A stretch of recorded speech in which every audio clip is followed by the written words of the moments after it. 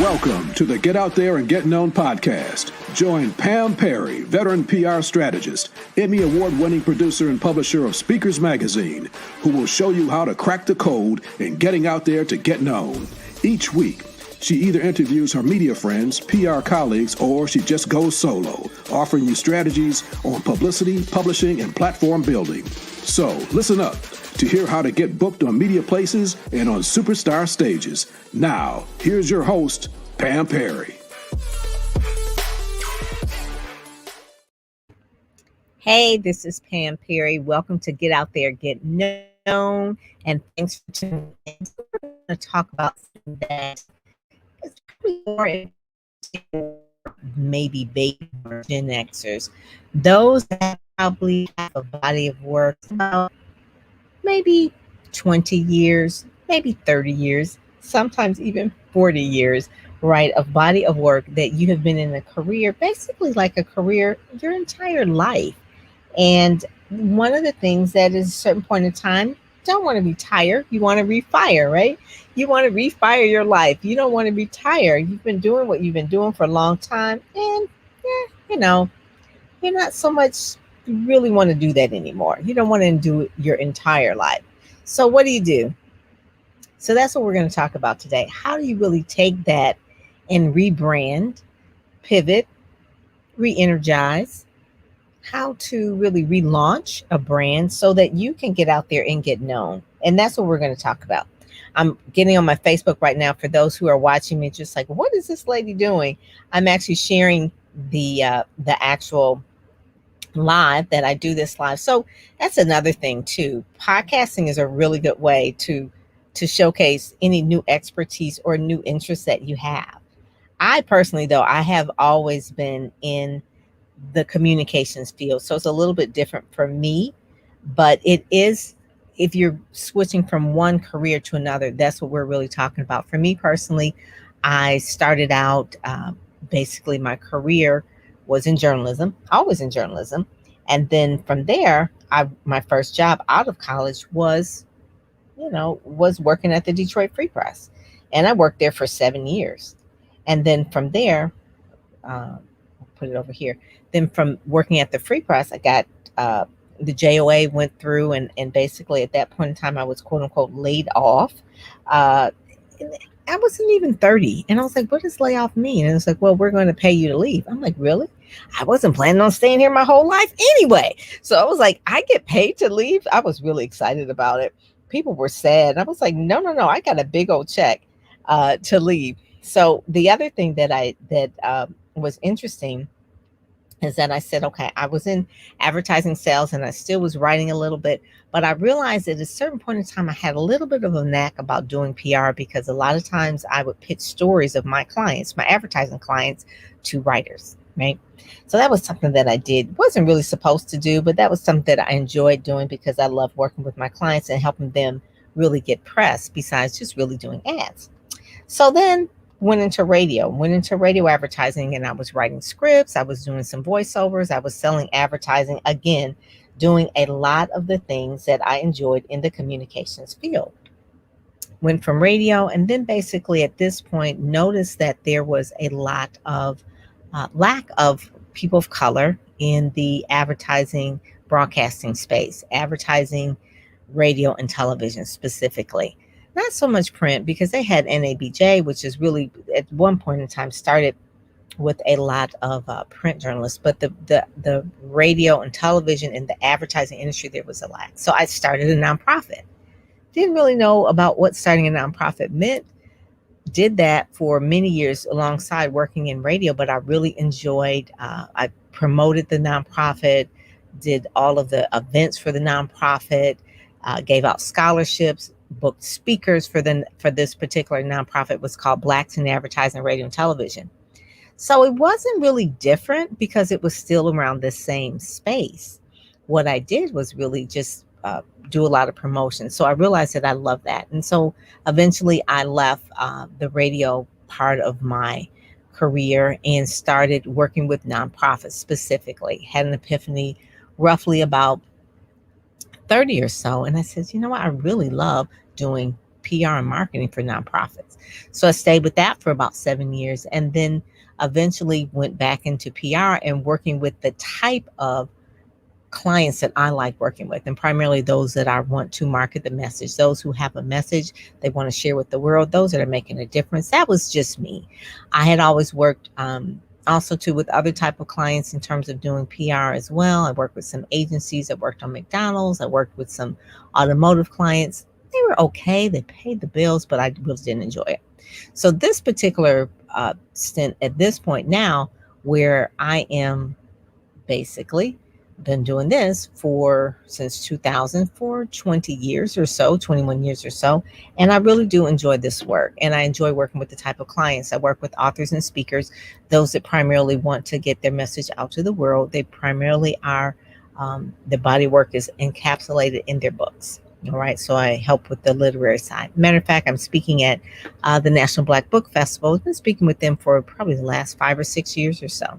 And that's something that I always have enjoyed. Speak at the Publishing of Color, which is a Christian conference for Christian speakers. So that I'm kind of getting a little bit ahead of myself. But how do you make that pivot from what you've been doing to what you want to do?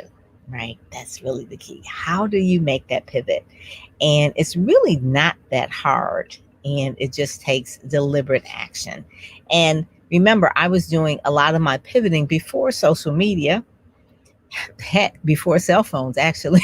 so a lot of things have changed, but I will say that there are some things that are pretty much standard if you're making that pivot and want to rebrand. So one of the first, I'm gonna give you some tips. I'm gonna give you 5. So 5 tips, and there'll probably be some 5A's and 5.5 and 5.2. But one of the first things that I would say, if you want to make a pivot, so say for instance, you've been a chiropractor your whole life and now you want to be a wellness coach, or you have been a judge your whole life and now you want to do something different, or you have been a photographer your whole life and now you want to do something different. So I'm kind of talking a little bit about my branding accelerators, right? Because this is where a lot of them are. Or you've been a trainer in one area and now you want to do something else. I'll give you a good example of a person that was a client who was a nonprofit executive and really wanted to move and quote unquote retired and refired into a new career. She, and one of the things that Dr. Geneva, I'll say her name, is that she left. She had a body of work, like 30, 40 years, presidents of nonprofits, and really putting together all of her credentials and all of her accolades and awards were in that one area. So it's hard for people to really see her differently. Right? Because branding is about how people are seeing you, how you're positioned, like what people say about you when you leave the room. But they knew her from her experience in this nonprofit world, United Way Community Service and all of this. So when she quote unquote retired and refired, one of the first things that she did was create a podcast. Right? The podcast was her body of work. She did about 100 podcasts, right? It was called Ignite to Impact, because really for her is that, again, she didn't retire, but refire. So she's igniting for impact in the community, impact women's lives. So once you really understand who it is that you're really speaking to, what audience, what problem you're solving, new problem you're solving, you can still use your own, your experience that you've had in your previous quote unquote career. Don't ever leave it and just say, I'm not doing that anymore, because that's going to come with you, and you leverage that. You leverage whatever skills and experience and accolades and awards that you have. You have to figure out how to blend that, how those skills can now match to where you want to go. So she left that. She did the podcast. Then she was doing courses. She got certified as a coach. She wrote a book, several books. She became active on social media, Instagram, Facebook group, building community around her new thing that she's doing, igniting to impact, inspiring women to live their best life, really to live the vibrant life. And that what she's calling herself as the vibrant life architect. Being retired, refired, she then went on and got in a pageant called Fit and Fine, Miss Black Fit and Fine, and won that. Then, for those that are on the podcast, she actually won that. And then she actually started a new career as a model actress. She was in this particular campaign for Health Alliance Plan, where she branded herself, as a person that is senior, right? And she was in this in billboards everywhere, CNN, the commercials ran. This is one of the mailers that came to the house. I keep this with me, but it started with, that's a nonprofit executive. Who would have thought that if she got in a pageant and then had the photos and then applied herself? I showed her different places where she can go and apply for an audition for these commercials, and she won. And she won that, and she got on commercials, and that's part of the pivot to showing and empowering women that they can live a vibrant life. This is a picture of a vibrant life, is it not? And that is the name of her course. And she has different books written on that. She's doing work with AARP. So that's one person that took a body of work that they were doing and now really leveraging it into another career. So what's the first thing that she did? The first thing she did was write a book. And her book was on leadership, because that's really the bridge. That's the equal thread of where she was going, helping people become good leaders. So getting your leadership on, this was her tip booklet that she did. She put this together. This was her very first product. So when I tell people, oh my God, I got to write a book. Same thing with my other client, Dexter B. Jenkins. He wrote a book as well, tips booklet called Getting Your Money Straight and Building Wealth, 52 Tips. They're just their books are a way to position you as an authority. Even though this is a booklet, it is still content. And content is king. I'll talk about that in a minute.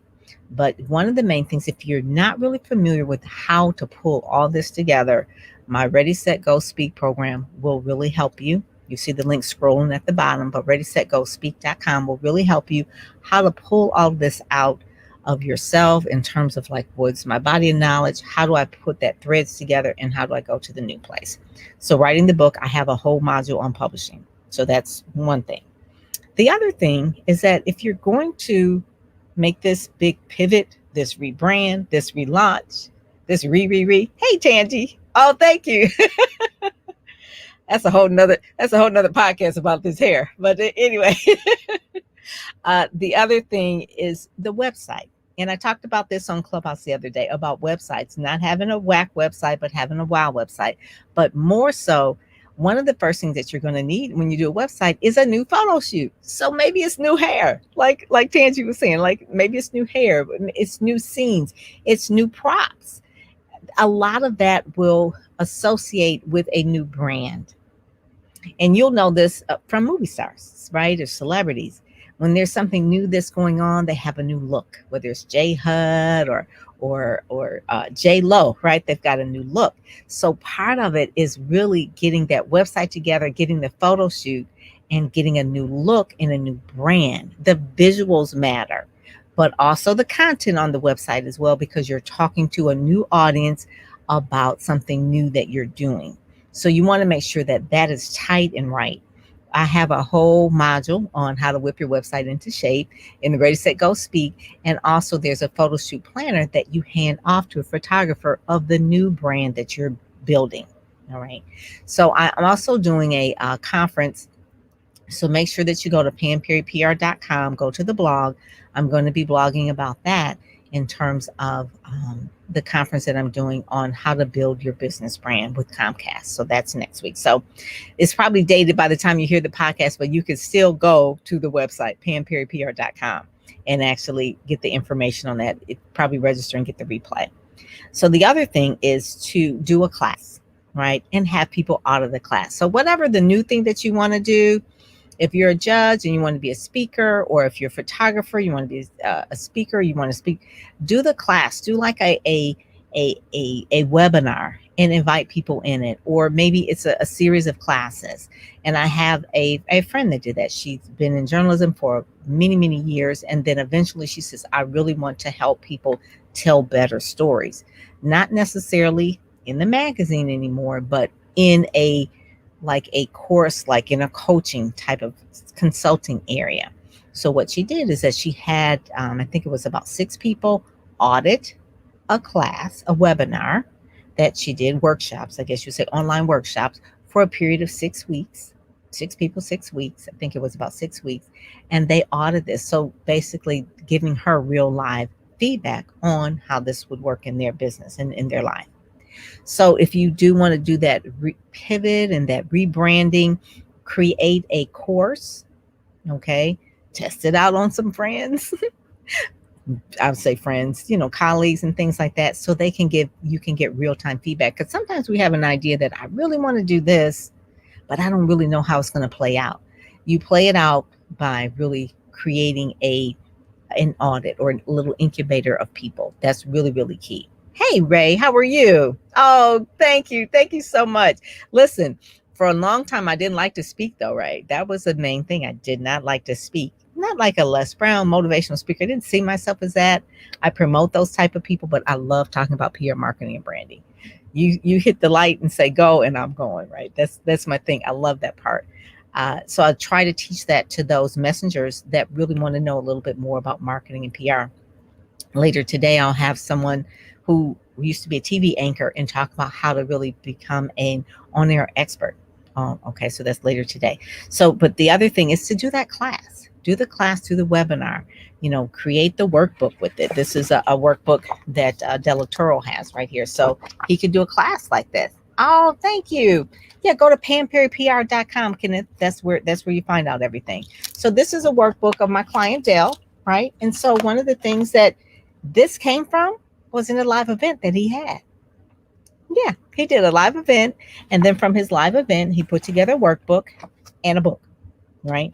That was from his live event. His event was called Full Throttle. This particular book is called Shift into Higher Gear. If you don't have it, you should get it. It's really, really good. He's on the cover of Speakers Magazine this month too, by the way. I feel like I'm the Vanna White here putting up these props. Those that are listening can't see it, but those who are watching can see it. So the other thing is to make this pivot, this rebrand, this relaunch. I want to do something different. Be content crazy about the new thing. Be content crazy. When I say content crazy, you're blogging, like Dr. Geneva did 100 podcasts about leadership, igniting to impact. You are doing a lot of content writing. The tips booklet, you can take the tips and you can make some of those social media memes. Those are some of the things. When I say content crazy, obviously speaking. So speak anywhere, speak everywhere. Get your message out there in front of the right audiences, whether it's the Rotary Club, whether it's a Toastmaster, whether it's the Chambers of Commerce. You are speaking, you're retooling your body of work into a new area. So it's going to be difficult because people are going to see you as one thing and they're not going to see you as the new. So you have to create a new body of work. You've got to create those digital footprints. You've got to get on social media and create new things besides the website, but you've got to create new digital footprint that really shows up on the first page of Google who you are now. And one of the things that's really hard is if people know you as something, and I'm going to say this, they know you for something, they know you're really, really good at it, but you don't want to do it anymore. The thing that you can always do is consult with that if you don't want to do it. And this is from one of the things that a lot of my publicist colleagues, they're like, oh, girl, I cannot write. That's the dog here. I cannot write another press release and I can't do another pitch. I don't want to do that. I was like, okay, that's fine. But people will pay you to consult because they have 30 years experience in it, right? But they will pay you to consult. So maybe, or you can mentor younger people under you to do what you used to do. That's a whole nother thing that you could do. But if you want to leave it all together, I can understand that because you're done with that. I have another friend that really, once they quote unquote retired from working in advertising, they really loved art. And so their main thing now is that they did art and then they opened up an art gallery. And now they're around the things that they love more so than what they were doing before. So you have to really how do I say it? When she was doing her art, obviously she used the skills when she was in the advertising communications PR field of how to promote her art. So I always say God doesn't waste anything. Anything you had in your previous career, you're probably going to use it all the way through. You got to figure out how to leverage that. So she used her marketing skills on how to really make the pivot into art. And so now when she did her art gallery opening, she had press there, she did the marketing and all of that. So she doesn't do marketing and advertising anymore, but she has to do it for her business, which is an art gallery. So that's another thing.